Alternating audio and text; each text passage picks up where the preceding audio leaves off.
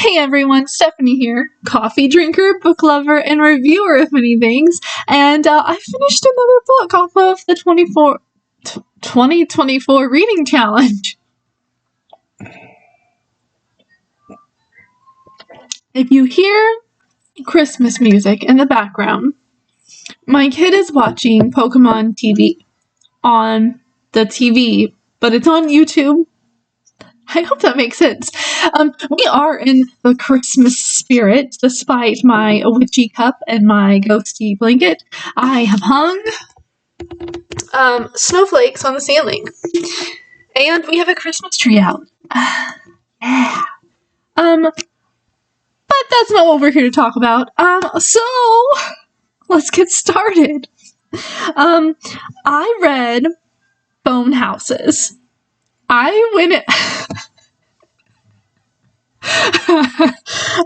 did not read the summary of this book. I had no idea what to expect.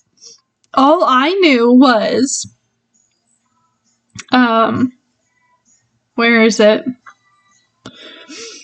All I knew was the little boxes that tell you what kind of book it is said fantasy, fiction, funny, heartfelt, historical fiction, and horror. And I was like, I'm gonna like this book. It's gonna be super spooky. I'm gonna love it. When you hear Bone Houses and you see this picture, what do you think? So I don't know what I was expecting. I guess I was expecting like a house that had bones in it, or maybe like a mortuary type house or something. But it's more zombie-esque than that. Let me read the synopsis, or the summary. Yeah, let me read the summary, and then you can let me know if I would have read if I would have read the summary, I would have understood what the book was going to be about a little bit better. Okay. Buffy the Vampire Slayer meets Sky in the Deep, which I don't know what that is. In this bewitching historical horror novel, perfect for fans of Holly Black and B.E. Schwab. Yeah, I'm gonna say Schwab. 17-year-old Adrian Wren, for short, only cares about two things: her family and her family's graveyard. And right now, both are in dire straits. Since the death of her parents, Wren and her siblings have been scraping together a meager existence as gravediggers in the remote village of Colburn,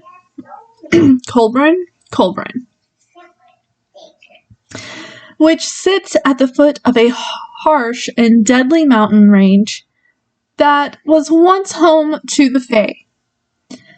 The problem with being a gravedigger in Colburn, though, is the dead don't always stay dead. The risen corpses, also known as bone houses, and legend says that they're the result of a decades-old curse. When Ellis, an apprentice mapmaker with a mysterious past, arrives in town, the bone houses attack with new ferocity. What is it that draws them near? And more importantly, how can they be stopped? Together, Ellis and Wren embark on a journey that will take them into the heart of the mountains, where they will have to face both the curse and deeply buried truths about themselves. Equal parts classic horror novel and original fairy tale, the Bone Houses will have you spellbound from the first minute. An instant indie-bound bestseller. Yeah. That's not what I was expecting. It was really good though. I did like. There were some parts that were a little slow, but I really did like this book. It was. I feel like it was a safe book. You know how some books have spice, or maybe you're not into like books that have cuss words or swear words in them. This one had its own unique swear words. They weren't real swear words. And also there was no spicy scenes in this. There is a makeout session on the top of castle. What's it called? The spire that you walk all the way to the top and then you like watch for enemies. And there's a little bit of drinking. For the most part, there is no drinking. About people who drink. When you hear about Ren's past, she has a very, very mean uncle who inherited them when their mother died. And there is I felt the emotion, okay? A very emotional scene towards the endish of the book, where you see, we think, is Ren's dad in Bonehouse form, and I got choked up. I was like, don't cry. And then Ellis's story is really good. I don't even know. I don't even know how to explain without giving spoilers away his mysterious past. All I can say is a mother's love. A mother's love can go very far. Just like in all of the stories, Harry Potter, I have to spin that back around. A mother's love is what is the key to everything. I don't know what else to say without spoiling this book. Okay. The summary said that they have, Ren and her brother and sister have been surviving on their own, if you will. Ren is 17. Her brother is a year younger than her, I believe. And then they have a younger sister. And I don't know how much younger she is, but the way it sounds, she's much younger than them. Because they still read her bedtime stories. And I don't know if that's just like a routine or if what. But we also know that she is very childish in her manners, but she's smart. Like, she understands things that they don't think she understands. And there is an awesome goat. I think the goat was my favorite part of this whole entire book, okay? So anyway, after their father disappeared, he was supposed to go work in the mines, and then the mine collapsed, and not everyone came back. And then their mom got sick, and her mom used to tell her stories, and Ren took food into the forest and left it, even though the forest was like, danger, don't go in there, because that's where the bone houses live. But she's always gone in there. She's always gone berry picking or finding mushrooms, and she even says mushrooms are a tricky thing. Sometimes they're not so easy to know if they're good or not. And I was like, ooh, that would be a bad thing to... Anyway, and so she leaves an offering of like a bag of apples. And one day after doing that, a goat appears in their yard. And she's like, so she puts a robe around it and takes it into the village and is like, is anyone missing a goat? Have you heard of, we found this goat in our yard. No one claims it. It's theirs. And so they're going to name it, and her uncle, or their uncle, is like, don't name it. One day you might have to eat it.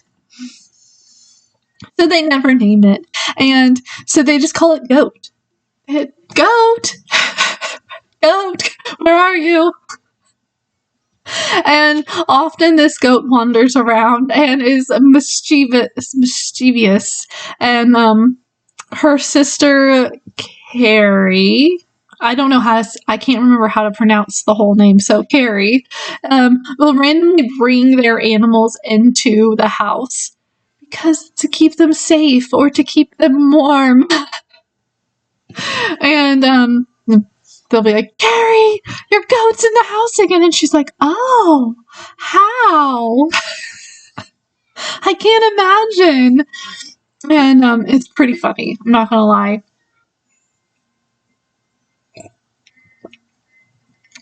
And I'm not going to tell you why.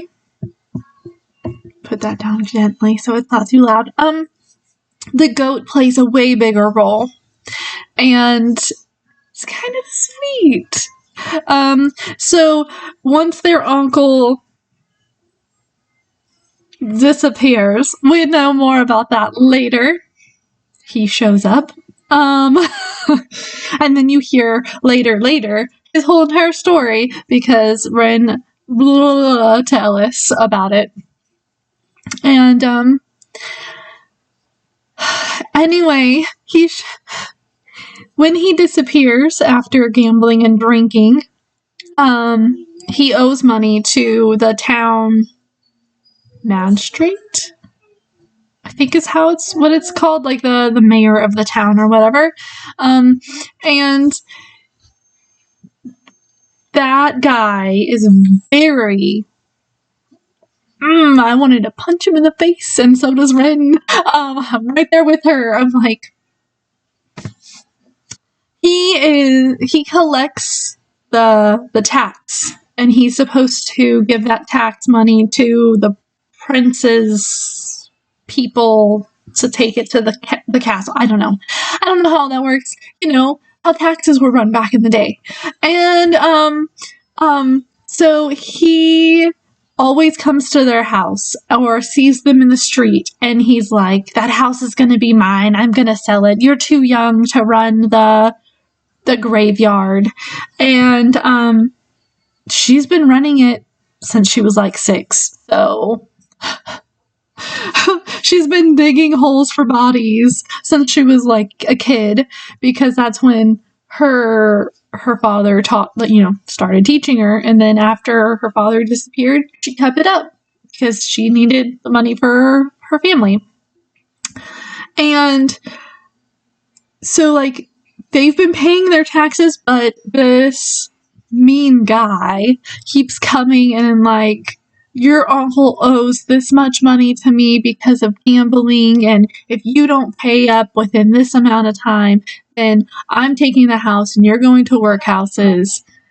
Y'all are going to be split up. And she's like, no, my little sister will not be leaving my side, okay? I totally get it, because they're a tight-knit family. Her brother runs the books, like, make sure they have the money to do what they need to do, and runs the business part of the graveyard stuff. And then the little sister is making food, and, like, she's learning how, like, she taught herself how to make, like, bread, and how to make the milk good from the goat, and all of this stuff. So, like, to me, I'm like, well, man, their uncle's debt is not on them. They're not the ones that borrowed money. But it's back in the day where, like, the man is in charge or whatever. You know how I feel about that. So she's like, they're really down. He's giving them for a few days to get the money, or he's taking the house and he's going to sell it. And she just stumbles across Ellis trying to camp in the forest. And he's attacked by 2 bone houses, and she, like, saves him, and he's like, what the heck are those? And she's like, what do you mean, what are these? And he's like, we don't have those where I came from. And so she has to explain everything to him, and she tells him the story that her mom told her, and all this. And, she finds out he's a map maker, and he wants to make a new map because obviously the map that he had wasn't a good one, and he doesn't want anyone else to get lost in those woods. It's dangerous. So he's like, I'll pay you this much if you be my guide. And she's like, And then she has another encounter with the mean guy, and she's like, I'm in. And that's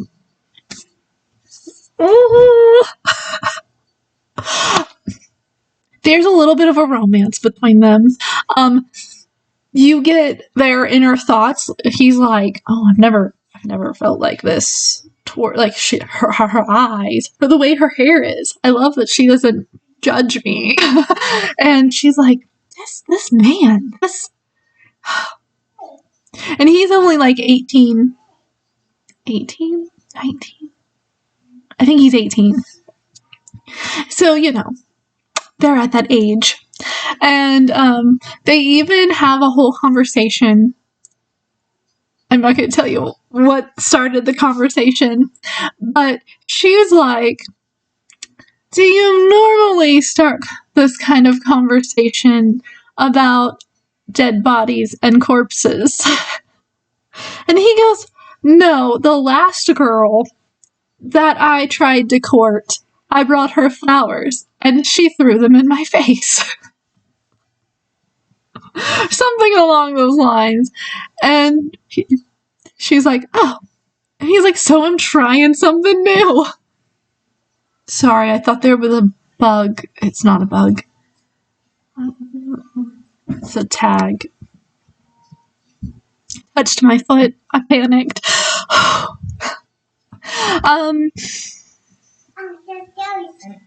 This story was very fanciful.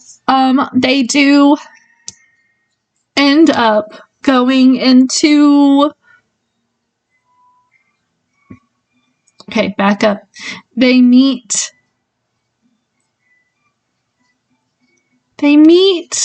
a small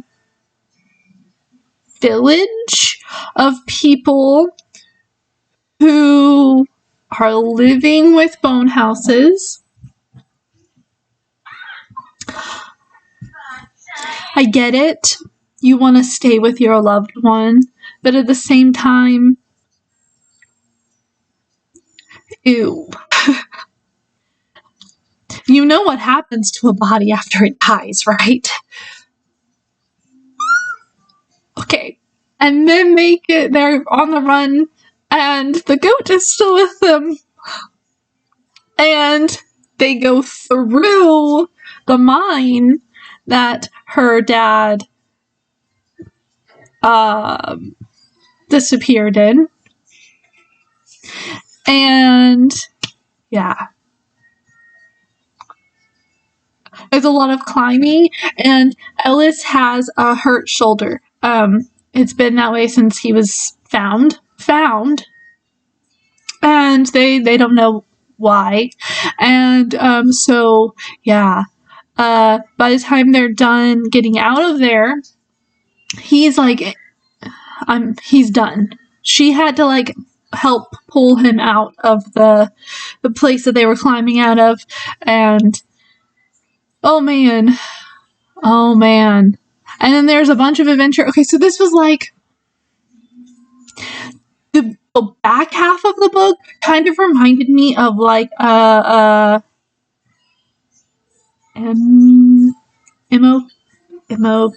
No, wait. MMO. What's it called? One of those like books that's about being in like a game. I don't remember what it's called. MRO.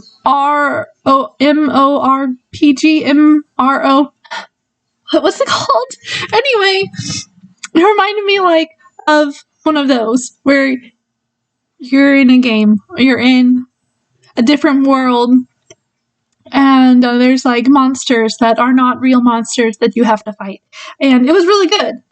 I need more. It kind of ended just like, and they lived happily ever after. And, but not completely happily ever after. Like, Ellis is like, I need to go back to the prince to give him the map and to tell him about the curse that you broke. That was a spoiler. Sorry. And, they have this moment of sadness. Because it's like, is he gonna come back? I'm assuming he's gonna come back. Because of her. And because he says something to the magistrate guy, the mean guy. But yeah. So, do I recommend this book? Yes. If you're interested in sort of a zombie book? Would they be considered zombies? They're mostly bone. Some of them still have clothes and skin, but they're mostly bone, so I guess I would consider this a light zombie. You don't really hear much about the way they look, except the hollow eyes and the bony fingers. And something else that's kind of funny and gross at the same time, but I can't tell you what it is without spoiling the book. I'm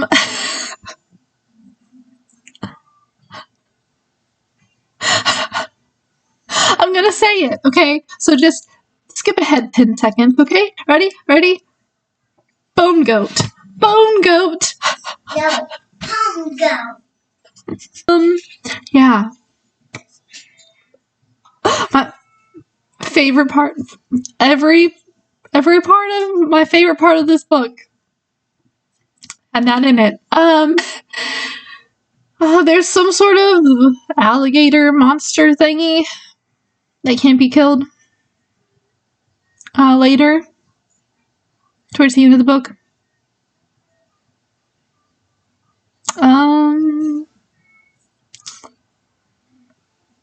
Yeah, okay, I can't... I've already told you so much of this book. I don't want to spoil everything. You just need to read it. The writing was nice. I'm trying to think, did I have any real problems with this book? Any problems with this book?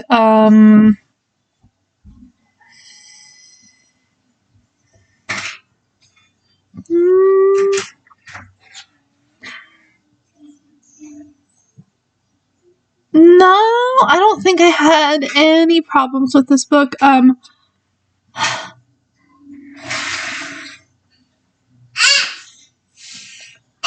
Please don't yell.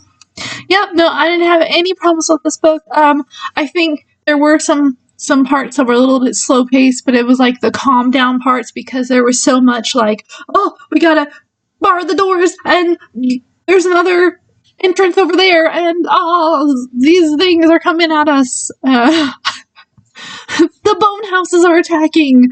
Other than that, I think there was like, I think the intensity of the moments where the bone houses were attacking was like so high that the parts where it was like calm and they were just getting to know each other and talking were a little slow because it was slower pace. It was just the relaxed moments, but sometimes it just like boom. It never like shh. No, it was like boom, boom.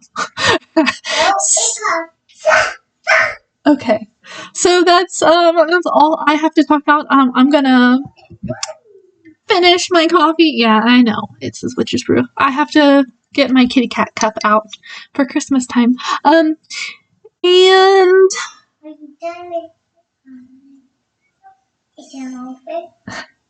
yes, I'm finishing the video.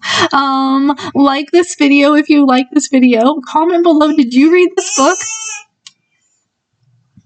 Did you read this book? And did you like it? And did I spoil too much? I'm trying to not spoil the book as much. I'm trying. It's so hard. And because of this video, will you go read this book or put it on your TBR? Let me know. Subscribe if you want to. If you're not sure if you want to subscribe, you can click my face down here and go check out my other videos. I do random review videos, book videos, a reading challenge that you could do along with me, places, activities, random stuff.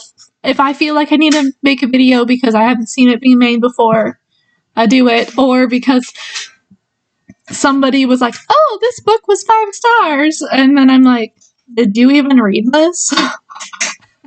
I make videos.